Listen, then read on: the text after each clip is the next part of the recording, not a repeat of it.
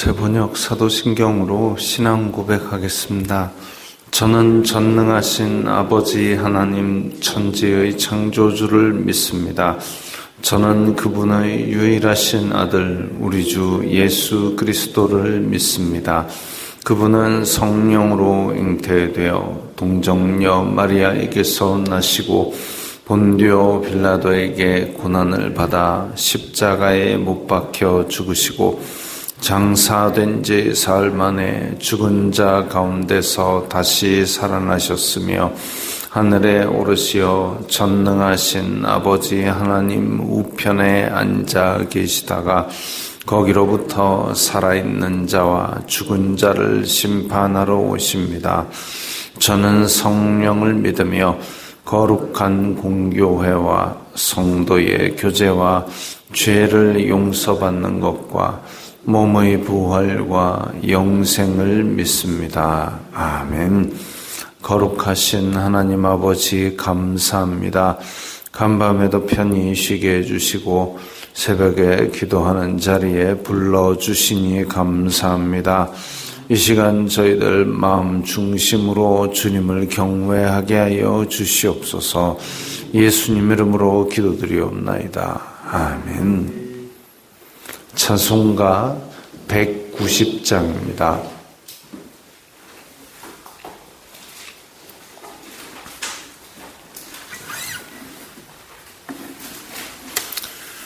찬송가 190장입니다.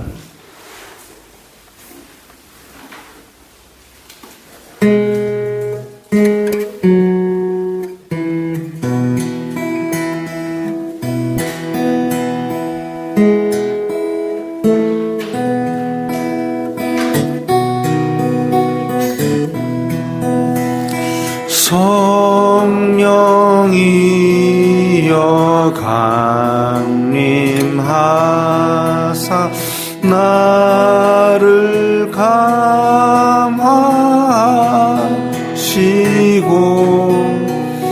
애통하며 회개한 마 충만하게 하소서. 예수여 비오니 나의 기도 들으사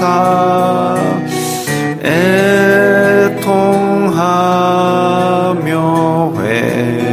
회개한 맘 충만하게 하소서. 성령이여 강림하사 크신 권능 주소서.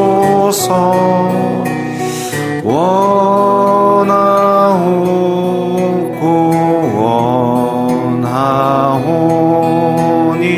충만하게 하소서. 예수여 비오니 나의 기도 들으사 애통하며 회개한 마 충만하게 하소서. 힘이 없고 연약하나 엎드려서 비오니 성령 강림하옵소서. 충만하게 하소서. 예수여 비오니 나의 기도 들으사 애통하며 회개한 맘 충만하게 하소서.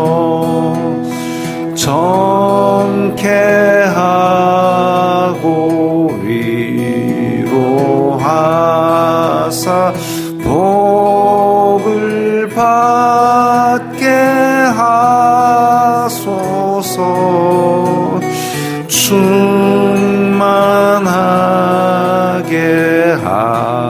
하시오니 무한 감사합니다. 예수여 비오니 나의 기도 들으사 애통하며 회개한 맘 충만하게 하소서. 아멘.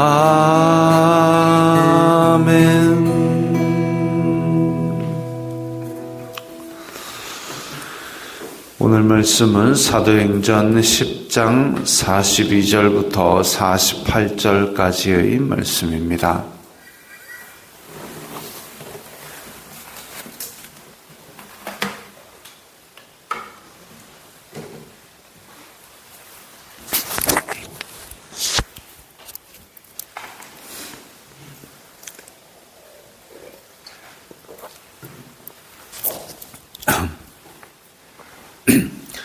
사도행전 10장 42절부터 48절까지의 말씀 함께 읽겠습니다. 우리에게 명하사 백성에게 전도하되 하나님이 살아있는 자와 죽은 자의 재판장으로 정하신 자가 곧 이 사람인 것을 증언하게 하셨고 그에 대하여 모든 선지자도 증언하되 그를 믿는 사람들이 다 그의 이름을 힘입어 죄사함을 받는다 하였느니라. 베드로가 이 말을 할 때에 성령이 말씀 듣는 모든 사람에게 내려오시니 베드로와 함께 온 할례 받은 신자들이 이방인들에게도 성령 부어주심으로 말미암아 놀라니 이는 방언을 말하며 하나님 높임을 들음이러라. 이에 베드로가 이르되 이 사람들이 우리와 같이 성령을 받았으니 누가 능히 물로 세례 베품을 금하리요 하고 명하여 예수 그리스도의 이름으로 세례를 베풀라 하니라. 그들이 베드로에게 며칠 더 머물기를 청하니라. 아멘. 지금 고넬료의 집에서 고넬료는 자기 아는 사람들을 다 모아가지고 베드로에게 복음 듣기를 원하고 있고 베드로는 이방인이기 때문에 긴가민가 하면서 자기 요바에 같이 있던 공동체의 몇 사람과 함께 지금 고넬료의 집에 왔습니다. 그래가지고 여러분들이 구약에서 언급되었던 그 구세주가 바로 얼마 전에 십자가에 못 박힌 예수님이시다. 그리고 그 예수님은 다시 살아나셨다. 그것을 전했습니다. 부활의 복음을 전했습니다. 오늘 본문에 보면 살아있는 자와 죽은 자의 재판장으로 정하신 자가 곧 이 사람, 살아있는 자와 죽은 자의 재판장으로 정하신 분이 바로 예수님입니다. 하나님께서 그 모든 권세를 주셨기 때문에 그래서 우리가 사도신경에서도 하나님 우편에 앉아 계시다가 거기로부터 살아있는 자와 죽은 자를 심판하러 오십니다.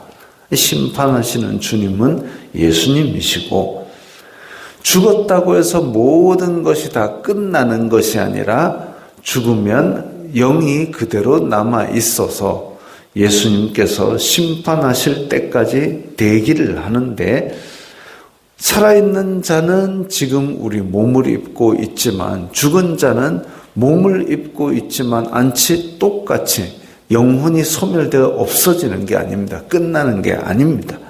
그리고 우리가 죽은 이후에도 삶이 영원히 지속되죠. 그러니까 바리새인과 사두개인들이 있을 때에 사두개인들은 이 세상에서의 삶이 끝이다라고 생각하니까 수단과 방법을 가리지 않고 이 세상에서 자기 원하는 것들을 다 얻어내고 거기에 인생의 목적이 있습니다. 끝나고 어찌 될지를 생각을 안 하는 거죠. 그러니까 죄도 그냥 여성스럽게 지어버립니다. 그러나 바리새인들의 신앙 그리고 우리들의 신앙은 살아있는 자와 죽은 자, 우리의 죽음 이후의 삶도 하나님 앞에 서야 된다는 걸 알기 때문에, 그래서 우리는 이 땅에서도 조심해서 살아가는 것이고 깨어서 살아가야 되는 것이죠. 그 모든 사람들을 심판하실 분이 바로 예수 그리스도십니다. 그러면 예수님한테 잘 보이기 위해서 뭘 해야 되느냐?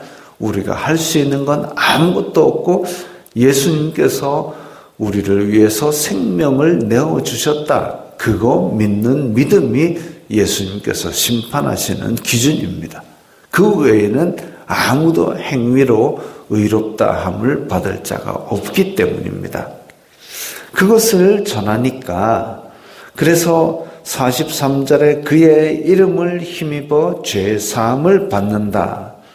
다른 어떤 인간의 공로나 선행도 우리를 구원할 수 없고 그 심판을 이기게 할 수도 없지만 오직 예수 그리스도의 이름을 힘입어 죄사함을 받습니다.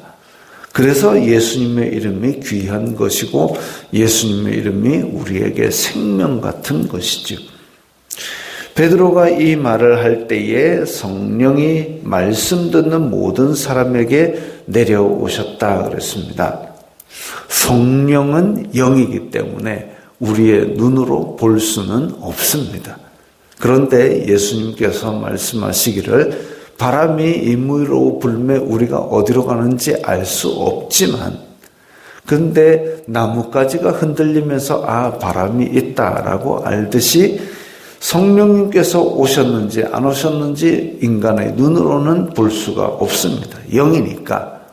그런데 초대교회 제자들은 불꽃과 같이 갈라지는 것을 통해서, 그리고 그들이 각기 다른 언어로 복음을 전하는 것을 보고 이건 새로운 일이다, 성령님의 일이다라고 알았던 것처럼 오늘 본문에서는 성령님께서 내려오셔서 이 이방인들이 방언을 말하며 하나님 높임, 찬양을 했다 이거죠.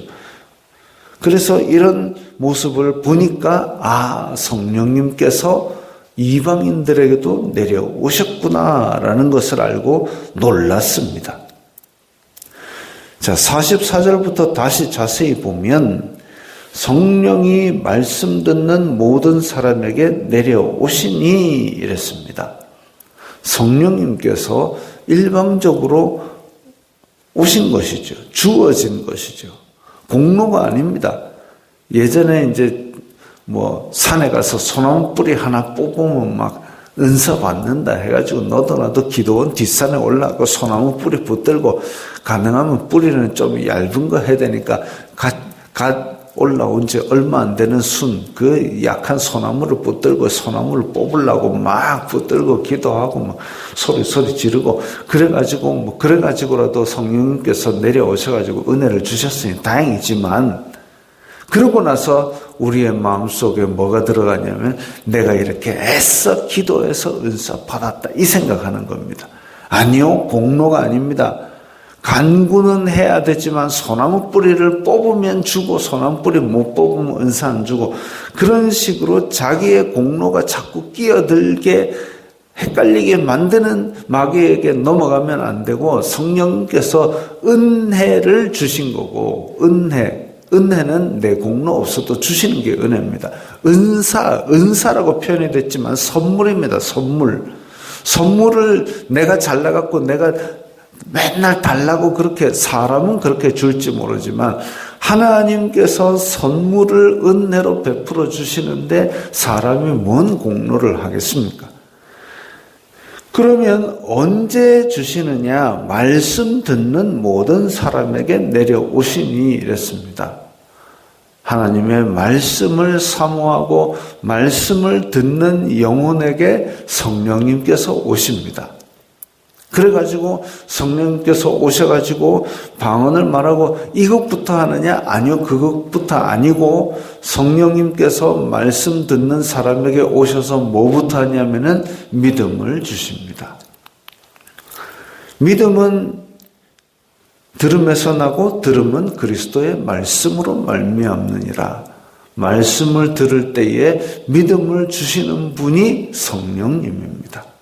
그래서 그 성령님께서 믿게 해주시고 그로 말미암아 이제 이방인들도 믿음의 공동체에 들어온다라는 것을 보여주시기 위해서 성령님께서 특별한 은혜를 허락하신 것이죠. 그게 바로 46절에 나오는 방언을 말하며 하나님 높임을 들음이로라. 성령님께서 이방인들에게 내려오신 것을 보여주신 이유가 뭐냐면, 베드로와 함께 온 욥바의 제자들이 이방인들에게도 복음이 들어가니까 성령님께서 내려오시는구나, 우리와 똑같은 교회 공동체의 일원이 되는구나, 그걸 알았습니다. 왜? 유대인들은 복음이 자기네들 거라고 생각하고 하나님은 우리 거다, 그렇게 아예 좀 이방인하고 담을 쌓고 지내고 자기네들은 우월하다라고 생각합니다. 그 근원이 뭐냐? 혈통적으로 아브라함의 후손이고 우리는 할례 받았다. 그런데 저들은 할례도 안 받은 이방인들인데 하나님이 저들은 B급으로 B급으로 생각하신다라고 생각했는데 똑같이 성령님을 체험하는 걸 보면서 놀란 거죠. 우리가 멸시하던 이방인이 우리 성령님이 똑같이 대해 주시는구나. 사실 그런 차별적인 생각을 가지면 안 되죠. 교회 안에서는 어쨌든 우리가 다 죄인입니다. 그래서 은혜로 우리를 건져주신 그 은혜를 받은 죄인일 뿐인데 자기네들은 조금 더 낫다. 똥 묻은 게 겨 묻은 개끼리 서로 더럽다고 놀리고 앉았고, 그거 아니고 도토리가 나는 키가 더 크고 나는 더 뚱뚱하고 그래봐야 밤톨만도 못한 게 도토리인데 그거 가지고 서로 교회 안에서 그렇게 목에 힘을 주기를, 아니요, 그거 아니고 이방인이건 유대인이건 다 하나님 안에서 은혜를 받은 죄인입니다.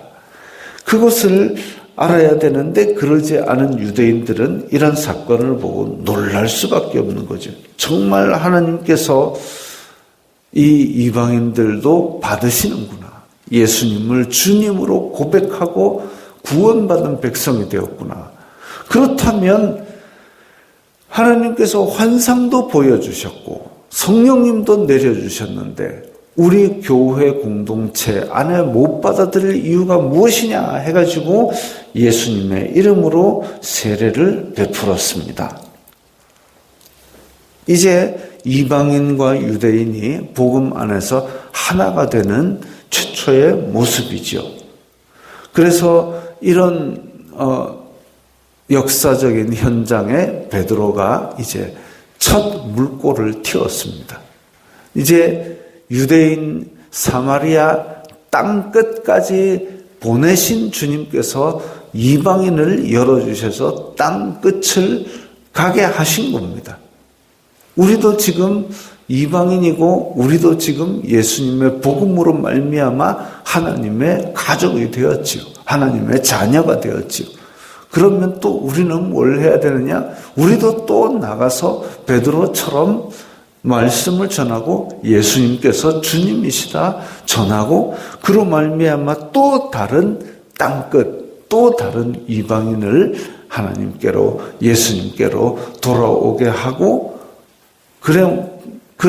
그렇게 또 새로운 고넬료의 가정을 만들고 그렇게 하는 것이 우리가 남아있는 이 땅의 사명입니다.